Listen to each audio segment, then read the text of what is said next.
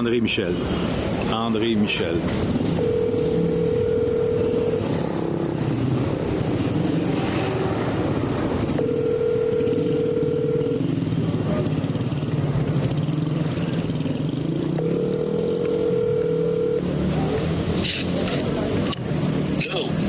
Maître Michel, Pierre Côté, comment vous y? Ça va, ça va. Ça va. Comment votre journée est liée? Vous gagnez de temps pour nous? Oui, bon, aussi. Oui, on peut avoir du temps, mais il faut une planification très claire, très précise. Alors, nous, on est à Pétionville présentement. Est-ce que vous voulez qu'on se déplace vers Turgeau ou vous voulez qu'on aille vers Delmar? Ou... Il est trop tôt maintenant, il est trop tôt. Ah! OK.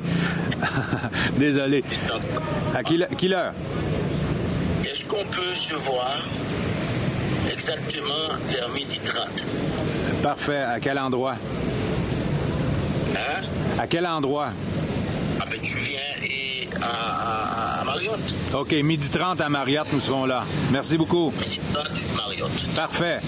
Au revoir, à tout à l'heure. 12h30, merci. D'accord. Donc, nous allons rencontrer André Michel au Marriott, Hôtel Marriott, à 12h30. André Michel n'est pas dans la liste des 19 sanctionnés. Cependant, des sources me disent, des sources m'ont dit hier qu'il serait possible que André Michel soit ajouté à la liste des sanctionnés. Semblerait-il qu'il a acheté une propriété en République dominicaine ou je ne sais quoi. Rumeur ou pas, mais je vais lui poser la question.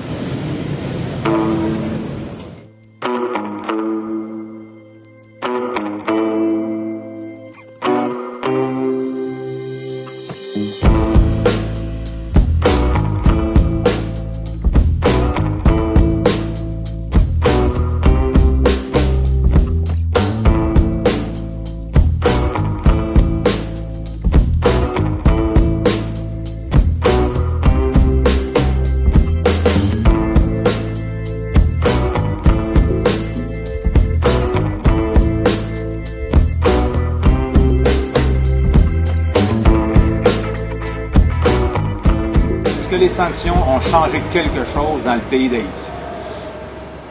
Dans certains cas, dans la perception haïtienne, l'on comprend que les sanctions sont crédibles dans certains cas. Parce que la gangstérisation du pays, ce n'est pas une fatalité. Il y a des rapports qui ont été produits par des organisations de la société civile. Des rapports qui permettent de croire que certaines personnes sanctionnées par le Canada sont impliquées dans la gangstérisation du pays. Mais malheureusement, la justice haïtienne n'a pas vraiment fait son travail. Et s'il n'y a pas une décision de justice qui condamne quelqu'un pour son implication dans des actes criminels, on ne peut pas dire, sans risque de se tromper, que cette personne, c'est un criminel. Il faut quand même être prudent, d'autant plus que dans le droit haïtien, tout comme dans le droit canadien, il y a le principe de la présomption d'innocence. Oui, pour certaines personnes, nous pensons que les sanctions sont justifiées. Mais pour d'autres, nous ne le savons pas. Maintenant, il revient au Canada de justifier les sanctions qu'il a prises comme pays.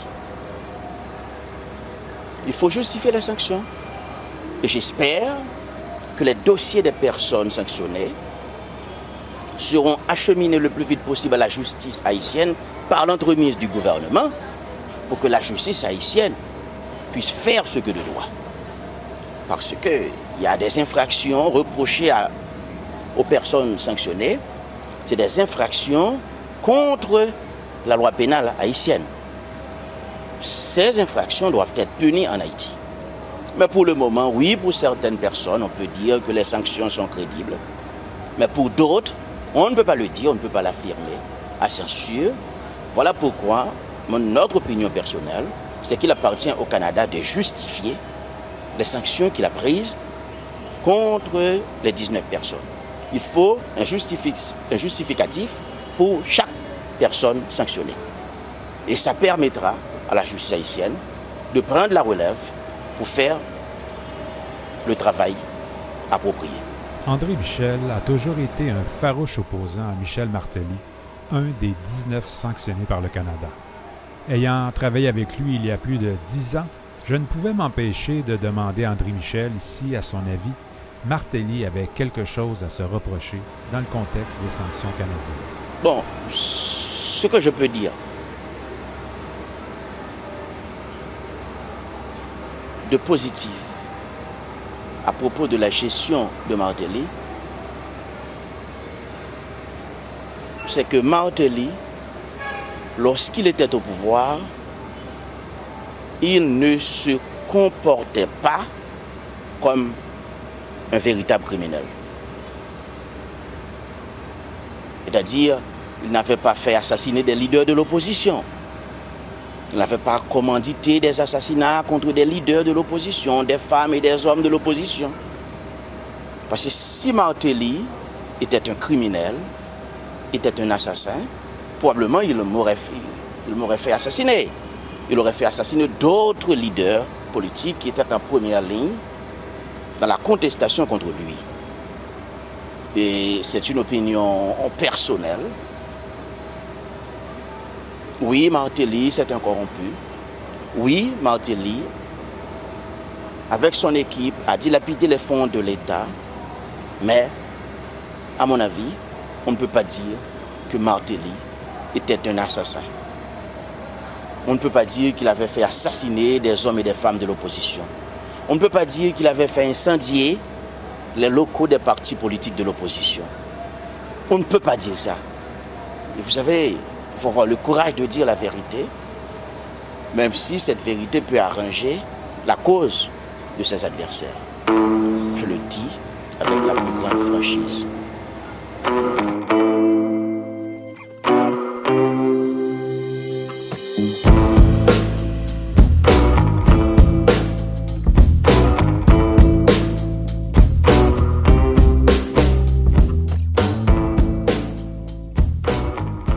Dans cette dangereuse enquête, j'ai voulu mieux comprendre le passé en m'adressant à l'analyste politique Ashley Larac. M'avait-on menti et caché des choses criminelles à mon insu? Martelly avait-il tout de même fait quelque chose de bien pour les millions d'Haïtiens qui avaient voté pour lui en 2011? Ce qu'il a fait de bon, il a soulevé des questions qui n'avaient jamais été soulevées. Il a très certainement dynamisé certains secteurs, tels le tourisme, etc. Qu'il ait fait de l'argent à part avec ça ou qu'il ne l'ait pas fait vraiment ou correctement, mais les idées ont été lancées. Que le Premier ministre Lamotte ait éclairé la plupart des rues de Port-au-Prince avec des panneaux qu'il chargeait à $10 000 au lieu de $1 000, enfin, c'est un détail, mais il a mis le doigt sur quelque chose dont on avait besoin. Ils ont très certainement changé les donnes politiques et montré que les choses étaient beaucoup plus faciles qu'on ne pensait pour être exécutées. Ils sont passés, et plus rapidement que d'autres, enfin, ils n'ont pas pris l'excuse ou les prétextes d'une paperasserie administrative pour pouvoir arriver à une exécution correcte des choses. Donc ils sont passés directement, ils ont prouvé pouvoir les exécuter, même sous couvert de la loi. Mais qu'ils ont volé le fruit de cette exécution, c'est autre chose. C'est un autre débat. Mais là, au moins, ils ont eu ce dynamisme-là. Dynamisme, oui, 100%, j'y étais. Mais dans le contexte explosif des sanctions canadiennes, je souhaitais également interroger cet ancien militaire à ce sujet. Bon, je n'ai pas... Sur certaines personnes, sur certains des éléments, nous avons des indices probants en Haïti, puisque nous savons que M. Célestin, par exemple, est impliqué dans le trafic des marchandises, qui fait passer des conteneurs. Mais je n'ai pas d'éléments sur beaucoup d'autres. Donc je ne peux pas, en tant que citoyen responsable, dire que ce sont de bonnes sanctions ou de mauvaises sanctions. Il eût fallu que ces sanctions soient accompagnées de preuves et d'accusations. Maintenant, je vois que la Dominicanie sanctionne aussi nos citoyens. Les États-Unis en sanctionnent, le Canada en sanctionne, la Dominicanie en sanctionne. Est-ce que ces millions de dollars qui sont bloqués dans les comptes américains ou canadiens vont retourner en Haïti. Comment est-ce que le Canada peut me dire, je sanctionne quelqu'un qui a fait du mal à votre pays, sans me donner la preuve qu'il a vraiment fait du mal à ce pays-là? Alors que la plainte ne vient pas d'Haïti. Ensuite, qu'ils me disent ensuite, nous allons vous redonner ces biens-là sous forme de dons. Ça ne fait pas de sens. Si le bonhomme a volé à Haïti plusieurs millions de dollars, donnez-moi les millions de dollars comme Haïti. Je saurai moi-même décider de quoi faire. Vous pouvez avoir un droit de regard sur ce que je vous dis comme projet. Mais vous ne pouvez pas m'imposer de vous donner un projet et de me redonner l'argent qui m'appartient. Ça ne fait pas de sens. Si vous m'aidez, aidez-moi jusqu'au bout. Mais avec un peu de respect. Donc, je ne pense pas que... Les sanctions ont certainement donné un petit choc en Haïti. Ils ont créé un choc qui est très utile. Mais le gouvernement haïtien n'a pas suivi. Donc quel genre de relation est-ce qu'il garde là? Comment est-ce qu'un pays peut sanctionner un citoyen haïtien, avoir un ambassadeur accrédité en Haïti? Bon, bien que l'ambassadeur canadien n'est pas encore accrédité, puisqu'il n'est il ne fait fonction que d'un attaché à l'ambassade. En théorie. En théorie. En pratique, il joue en coulisses. Oui, oui. Il a la force d'un ambassadeur sans en être un officiellement, puisqu'il n'a pas été accrédité par le président de la République qui était mort déjà. Donc on devrait pouvoir changer les titres en s'adressant à lui. Chargé de mission, peut-être. Donc moi je dirais que M. Carrière, qui est chargé de mission, ne peut pas avoir des relations et s'entretenir régulièrement avec un Premier ministre qui à aucun moment n'a ordonné à la justice haïtienne même d'interroger, ne serait-ce que de convoquer et interroger l'une des personnes que le pays et ami, soit le Canada, a indexé. C'est un désaveu complet du gouvernement s'il n'arrive même pas à interroger. Le Canada accuse et puis Haïti ne fait rien. Et vous gardez des relations avec Haïti, c'est un désaveu. Donc, je crois que moi, ça aurait dû être pris par le Canada comme une insulte. Je suis obligé de continuer, mais pourquoi alors? Pourquoi est-ce que le gouvernement ne fait pas ça? Pourquoi les sanctions? Mais je ne m'arrive pas à expliquer pourquoi les sanctions. Ils espéraient probablement faire peur à certaines personnes, mais je ne vois pas pourquoi. Ils auraient dû s'assurer que le gouvernement haïtien continuerait et impliquerait ces gens-là. Mais je n'ai jamais compris cette politique de sanctions, à quoi elle servait, quand le gouvernement haïtien lui-même ne prend pas les dispositions pour les appliquer en Haïti aussi. Il y a différentes zones à Port-au-Prince, dans certains territoires. La rumeur, en fait, on me l'a confirmé, petit macaque, la